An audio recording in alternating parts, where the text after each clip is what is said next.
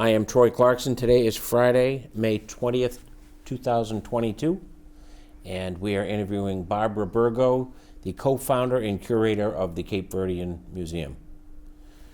So welcome, glad to have you here.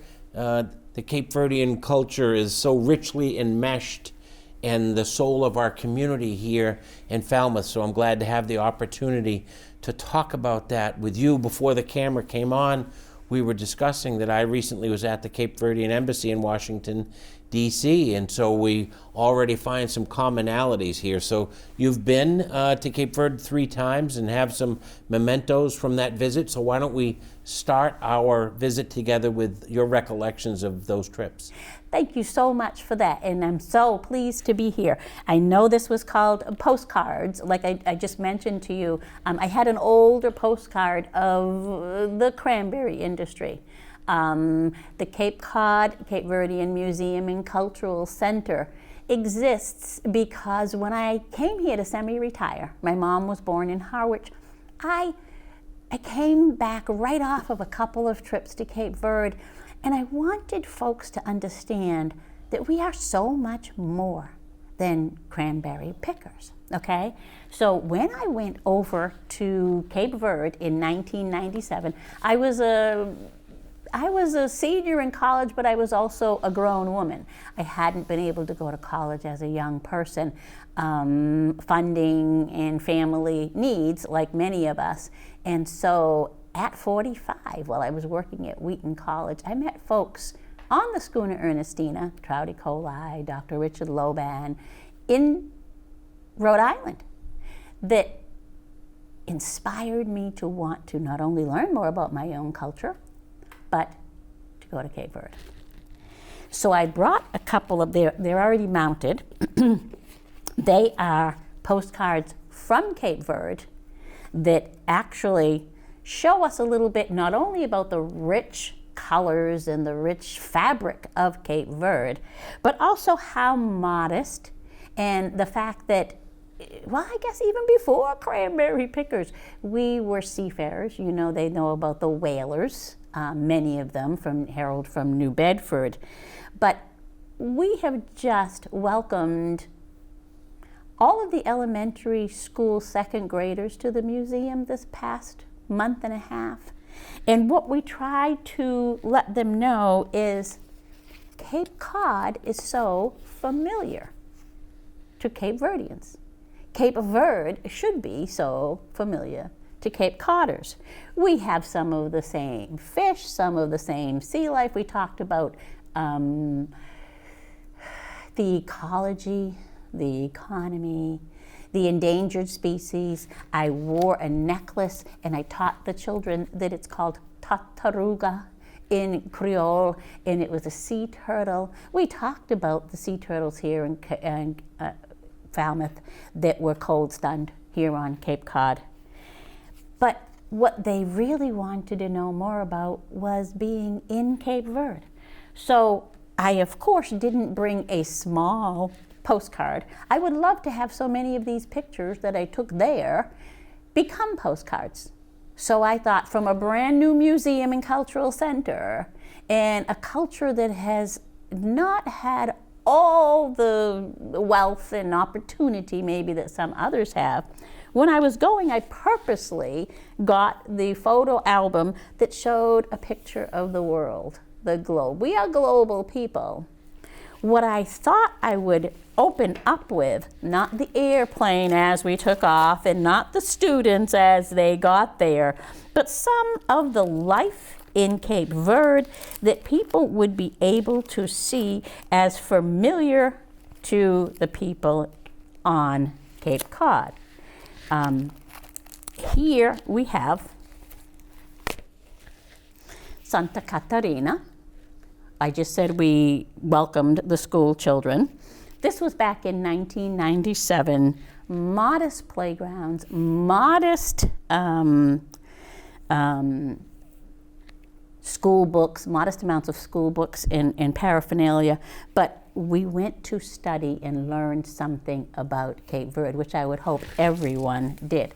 The school children were glad to hear that we have come a long way since 1997, but mostly they were thrilled to see some of the sea life that we were talking about right here depicted in some of these pictures and other photographs that I had brought back from Cape Verde.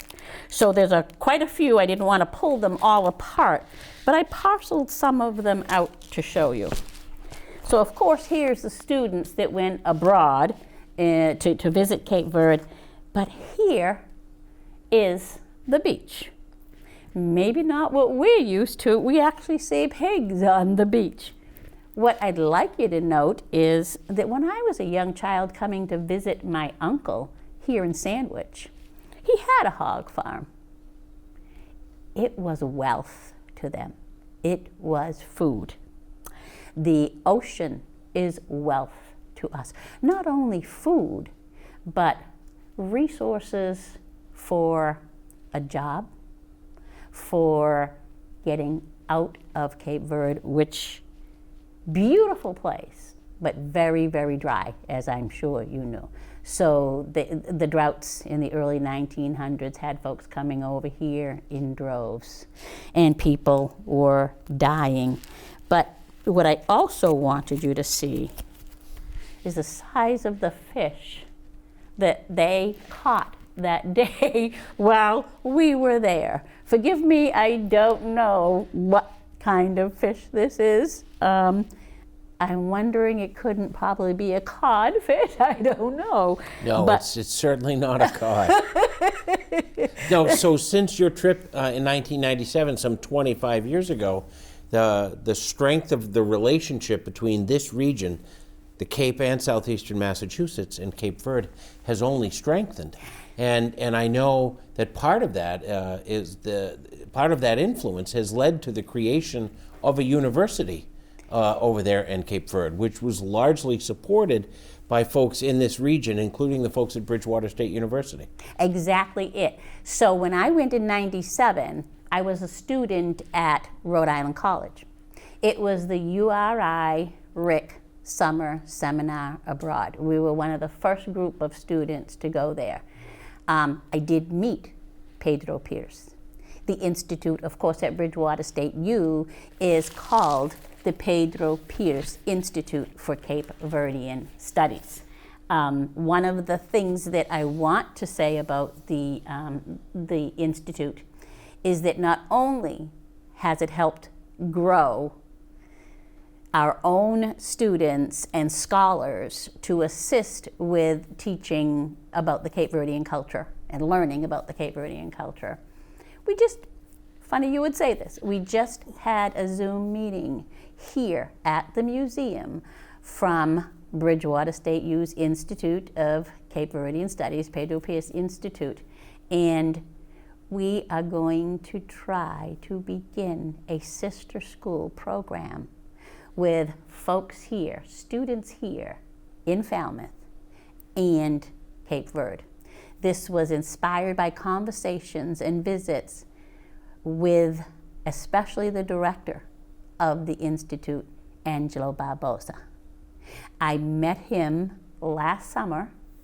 He came to visit in the fall. I showed him a cavaquinho, a four-string guitar that was made by a man named Tony Barbosa for me in 1997 when I came back from Cape Verde. He was an engineer. He fashioned it at home, soaking the wood. I wish I had thought to bring it to you. Come see it at the museum. And it just so happens that Tony Barbosa was Angelo's brother. 25 years ago, we also started these connections that Bridgewater State U got money from former President Pierce and started the Institute. This is not just an offshoot of that. We've been on parallel paths for a long time. Yes, indeed. And a lot of those connections have their roots here in Falmouth. Of course, in the United States, in the entire country, the two largest municipalities with Cape Verdean populations, the two largest Cape Verdean populations, I should say, I believe, are Boston and Brockton. And not too far behind them as a region, the Cape, but Falmouth really is the heart of the Cape Verdean population here on Cape Cod. Here on Cape Cod. I started this a bit in Harwich because that's where like I said, my mother was born. I used to go visiting my grandmother. But when I started talking to my nieces who are part of the Cape Verdean Club here in Falmouth, we've done research purported to be the oldest of its kind in America. So it was started and owned by Cape Verdeans. The building was built, they owned the property. It's gone on for all of these years since the 1940s.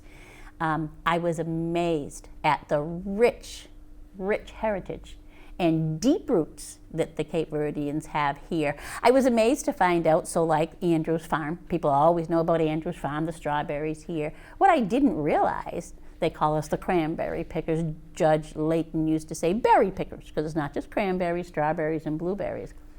Falmouth, I'm told, if I say it correctly, was 4th in the nation for producing strawberries, distributing strawberries. That wouldn't surprise me because and actually much of the land where the museum is now on Davisville Road was strawberry farms. This predates me, but the neighborhood I grew up in is directly across from your museum, Fisherman's Cove, and we're told that in times before that was subdivided in the early 70s, those were strawberry farms right there. So it's special that the museum is in the particular location where it is because it's proximate, adjacent to where a lot of that agricultural heritage occurred. Exactly, and you know there's the Emerald House Community Gardens right behind us. Rep David Vieira, I'll have to put that name out there. He always says there's no I in team. It wasn't just me. The whole town has welcomed us immensely, amazingly well. But he was the one who said to us, let's take a look at the Emerald House. It was vacant for a while. And we've got the flags out there, Portuguese, Cape Verdean, American. And people will say, well, this was Portuguese. You're not really. We won't get into all the debates about who and what we are. But I said to them, I am a cultural anthropology major. I got my BA in anthropology. We are Cape Verdeans, like with the indigenous. You honor those who came before us, okay? The emeralds, someone showed me an article from a paper way back when somebody was maligning something of what the Cape Verdeans were doing, and he supported Cape Verdeans, worked in and among Cape Verdeans. That is their property. So when you go into that house, the first thing you see at the entryway is a whole wall full of old pictures that I would love to be able to turn into photographs of the emeralds and the farm, and then the strawberries, and then Andrew's Farm and strawberries, and then Colonel's Farm, Cricket Hill, and strawberries, and then you go into the room and you discuss some of the history of Cape Verde and how we got here. And before we complete this, I would be remiss if we didn't talk about the schooner Ernestina, okay? Because she is another thing, another major gem in our history that many people don't know about. They will very, very soon because, you know, here we come. She, I learned, was built in 1894, Essex, Massachusetts, and dubbed the FEM Morrissey. She served so many lives. The Grand Banks, 1894, at the FEM Morrissey, the Polar Expedition and War Services, 1926, 1947.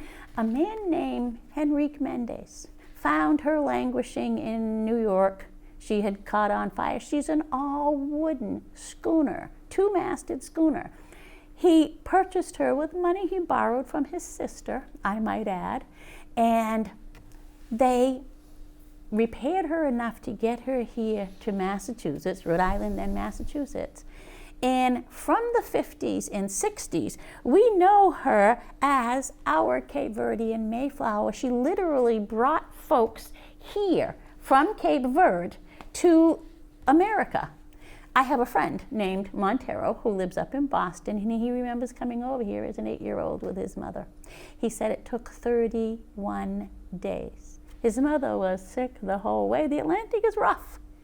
So for people to care that much, and for a ship like this to support that, when she was bought by Henrique Mendes, he named her Ernestina after his daughter.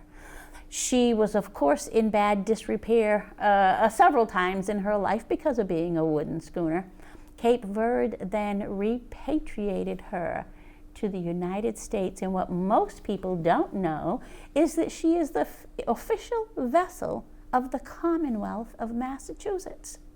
Schooner Ernestina's next life will be right here at the tip of Cape Cod. She's coming to Mass Maritime to be an educational schooner. I worked on her in 2004 when it was the ECHO program, Education Through Cultural and Historic Organizations, and they brought students from all over to see the schooner Ernestina, and now we say Ernestina Morrissey. This will be a phenomenal tie-in to what we're doing here at the museum, what Brockton is doing, what Brockton has always done. The first president of the Brockton Cape Verdean Association was my sister's father-in-law, Rudy Santos, God rest his soul. That was in the 70s. So this is a culmination of decades upon decades, and for us, at the Cape Cod Cape Verdean Museum and Cultural Center, we will be eternally indebted to Falmouth for helping us grow.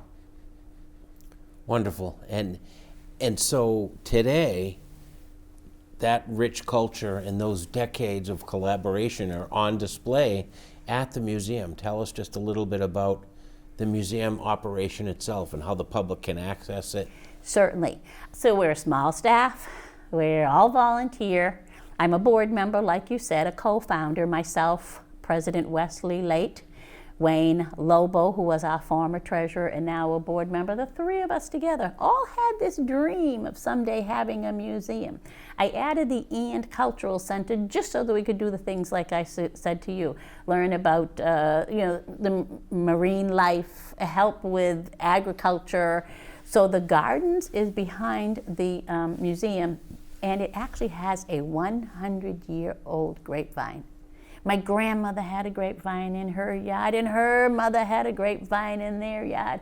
We are now growing there strawberries so that we can make that connection from 100 years ago to now. Inside the museum, we're only open Thursday, Friday, and Saturday, 10 to 2.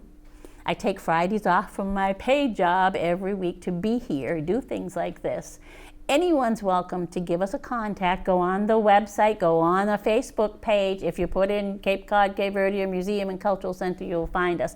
I didn't say Cape Verdean Museum because there is a museum in Rhode Island, but it's not And Cultural Center. They were started much before us. They're doing a wonderful job.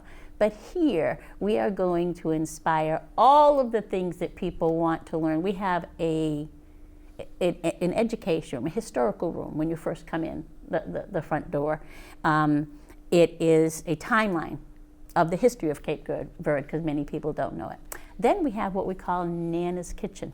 It brings you back in time to what the kitchen would have looked like 100 years ago, maybe for the Emeralds and probably certainly for the Cape Verdeans.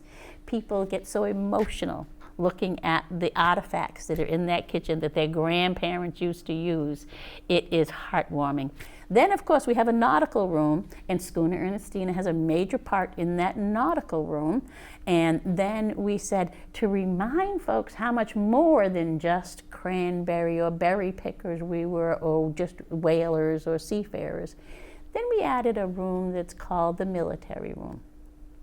My niece, the one I was talking about, the folks that are at the Cape Verdean Club, she is actually a senior master sergeant at Otis, and she's been there for 25 years.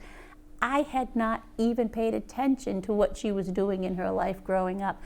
If you went there to see so many of the valuable resources and gifts our folks have been giving to America for over 200 years because they were on Nantucket in the 1700s, you would realize that we are so much more than cranberry pickers. Most certainly, and that's why it's great that you and the other volunteers, with the support of folks like Representative Vieira, celebrate that rich heritage, which has become, as I said at the beginning of our visit, an important part of the fabric of this community. Thank you very much. And thank you for mentioning to me that you've just been to the embassy in Cape Verde. So many times people will come to us. So right now we've just, the Sea Grants down at Woods Hole has just written a grant to take a Bridgewater State University student to, under our wing, a paid internship for the summer. She lives in Wareham. She's a student at Bridgewater, and what she said summed it all up. Everywhere I go, people ask me what is a Cape Verdean? And I have to try to explain. She said, I said yes to this grant, and I've got so many more opportunities, because to see a museum and cultural center dedicated to the Cape Verdeans, where I don't have to explain what we are and who we are, and I actually can go there and learn more about who my parents were and my grandparents, is immeasurable.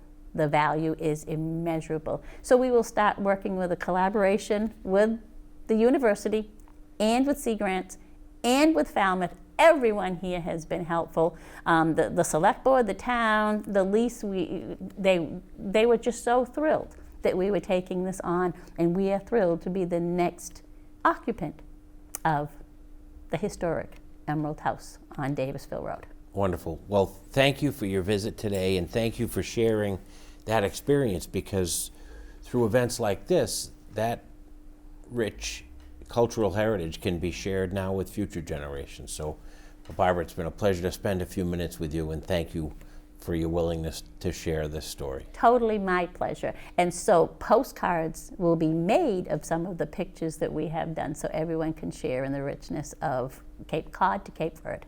I Wonderful. thank you.